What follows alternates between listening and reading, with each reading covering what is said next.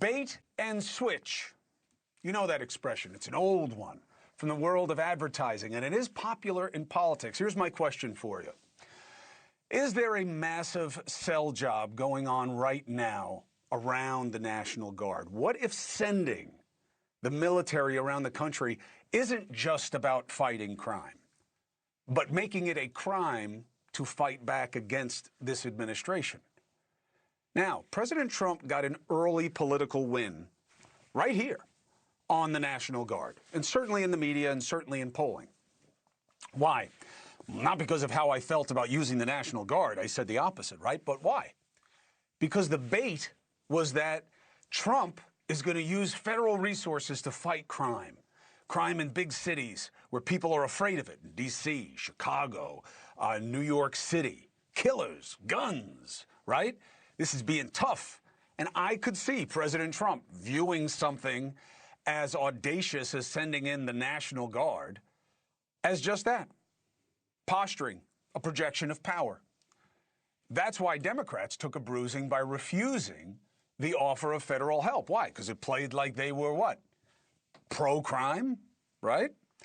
But then it evolved or devolved. It went from crime to general lawlessness. And that was their word.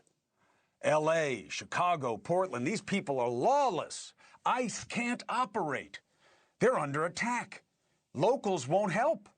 As if locals couldn't control the streets, which is not a matter of fact, and certainly not what they're saying. Or, worse, locals didn't want to help because they are Democrats who want ICE attacked. But that does not ring true to me. This is about denying the president's power to encroach using the military on a state's right to self-governance. That's a real thing. The politics are noise. The signal is the law and the cases based on it. There are few instances that a president can activate the National Guard, okay? And you can look at them in the Insurrection Act, Title 10. You got an invasion, no-brainer, right? Think Pearl Harbor, not protests. You got a rebellion, right? But that's not what protest is. Protesters are protected. Now, crimes committed by people who were protesting are now part of what? A riot, and they are criminals. But that's not the same thing as a rebellion. Now, that gets me to a sensitive issue. I understand why people on the right and in MAGA don't like being beaten over the head with January 6th all the time, anytime they want to say that there's political violence on the left. I get it, but you also have to own it, and you must be consistent about it. I am not playing politics, bringing up January 6th here. I am giving it to you as an obvious example of an analysis under the law where something that is terrible, violent, unpatriotic, right, criminal, right, but not an insurrection, not a rebellion. Did I call it one early on? Yes. Why? Because that's what it looked like.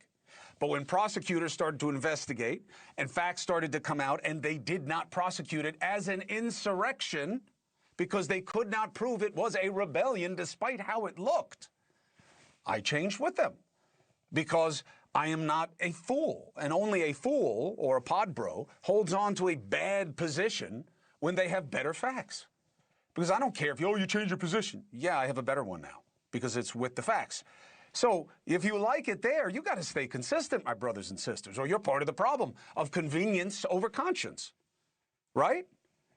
If that's not a rebellion, what you're seeing in the streets of these cities is nowhere near it. Well, it could be. No, that's not what it is. Be consistent.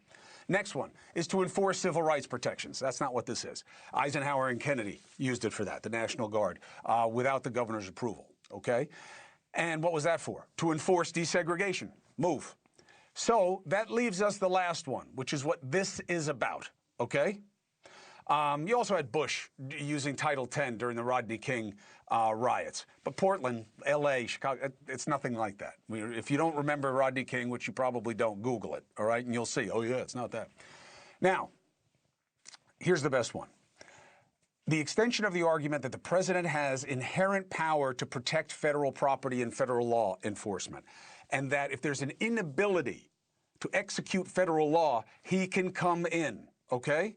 That's why Bush sent in the National Guard during Rodney King, okay? But we don't have anything like that. There are no buildings occupied, destroyed, right? And if you think it's a coincidence that they're using the word insurrection about these cities as a political play to get it away from January 6th, if you think it's a coincidence that all of a sudden January 6th, this is what you're being asked to believe, okay? That at the same time, a president has plenary authority over the National Guard. They're his. He can use them wherever he wants, whenever he wants. Doesn't matter what the hell a governor says. Doesn't matter. If he sees it that way, it's part of his inherent executive authority. So you're supposed to believe that. But January 6th, the call to bring in the National Guard, oh, that was Pelosi's. Come on. So let's test these ideas with a better mind, someone I call for advice about what is right and not right when it comes to law, right? Because you have to drill down on these issues. You have to, okay? Again, I know a lot of you want it to be simple, okay? You want it to be simple. You want it to be, yeah, crime is bad. These people, you know, the president, he's just trying to make things safe. He's just trying to do it. How do you know? How do you know? What, do you know his head and his heart? Did you not hear what Stephen Miller said? Calling it an insurrection? Saying that these judges were an insurrection? I don't know what that happened in the whole part of my monologue. Like I just lost it. The law is the best that we can do about this, not politics. They're trying to make it about politics.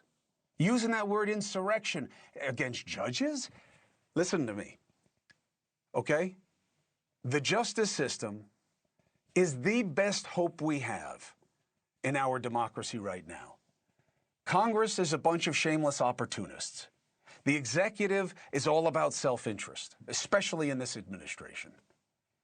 It is the judiciary. Why do you think they keep attacking the judiciary? Why do you think since 2019 threats against judges are up 200%? Why do you think it was legitimate when this Goodstein, who had ruled against him in September, has her house blow up in an explosion, that they look at it as potential arson because of all the threats she's gotten? That's where we are. You think it's a coincidence that Stephen Miller is using the word insurrection? You don't think it's a play on you that he's telling you judges are terrorists? He's lucky he's in America.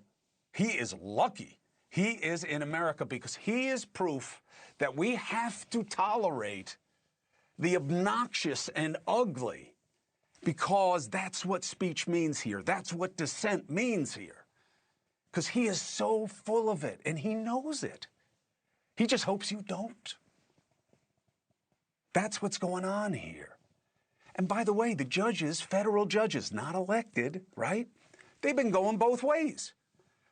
I'm giving you a TRO here in Portland. I don't think the government has made a colorable action, that they have a need for this with the facts on the ground.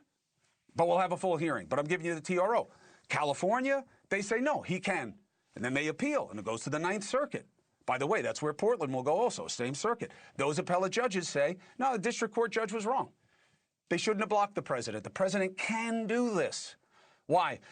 Because ICE isn't able to do what it's supposed to do, so there is an inability. Now, is that true? I don't know. I don't know that it's true, but that's that judge's analysis. That's the system working. That's why they attack the system, because they want it to work for them every time, and that's not America. Thank you for watching. Subscribe below and download our NewsNation app right now on your phone, and you will get fact-based, unbiased news for all Americans.